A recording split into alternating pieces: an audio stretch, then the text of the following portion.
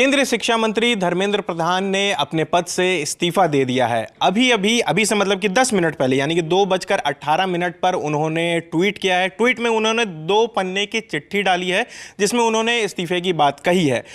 उस चिट्ठी में क्या कुछ लिखा है इसको समझाने के लिए हमारे साथी धनंजय यहाँ पर मौजूद हैं। हम धनंजय से समझते हैं कि कैसे ये प्रोटेस्ट शुरू हुआ था, उसकी मांग क्या थी और अब जब धर्मेंद्र प्रधान ने अपने पद से इस्तीफा दे दिया है तो उस चिट्ठी में क्या लिखा है।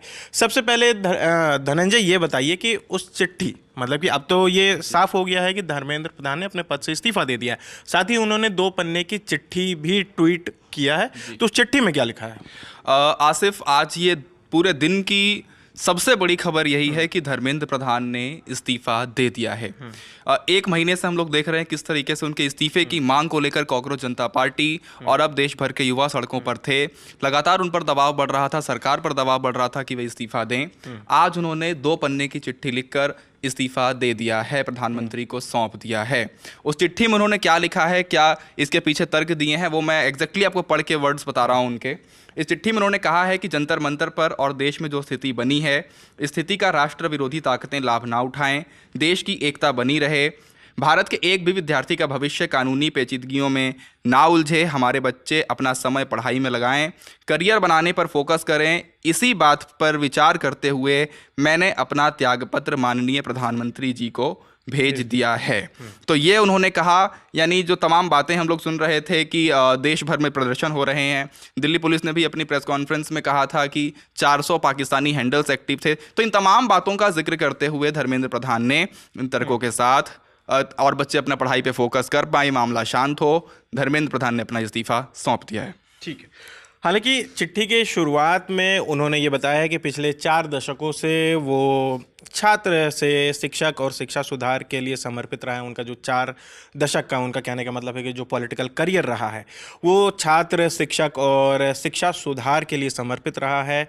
उन्होंने चिट्ठी में लिखा है कि मेरा सदैव यह विश्वास रहा है कि एक सशक्त, समावेशी और दूरदर्शी शिक्षा व्यवस्था ही सशक्त राष्ट्र की आधारशिला होती है। ये बात उन्होंने पहले पैराग्राफ में अपनी चिट्ठी के लिखी है और चिट्ठी के सबसे ऊपर लिखा है मेरे युवा साथियों, यानी कि ये जो चिट्ठी है उन्होंने अपने युवा साथियों के नाम पर लिखी है और उसके बाद पूरी अलग अलग चीज़ें इसमें मेंशन की है। और क्या लिखा है धनंजय इस चिट्ठी में?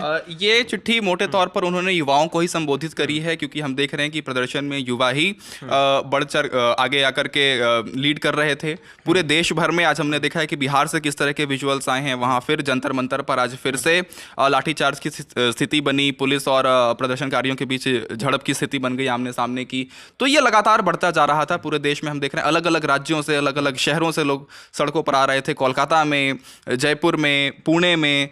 तो दबाव लगातार बढ़ता जा रहा था। इसको देखते हुए आज धर्मेंद्र प्रधान ने अपना इस्तीफा दिया। इसकी शुरुआत अगर देखेंगे तो 3 मई जब नीट का पेपर होता है, नीट यूजी 2026, उसके बाद उसमें पेपर लीक की बातें सामने आती हैं कि पेपर लीक हो गया है। फिर सरकार एनटीए पेपर को कैंसिल करता है, बोलता है हम री एग्ज़ाम्स करवाएंगे। 20 जून को री एग्ज़ाम्स भी हो जाते हैं।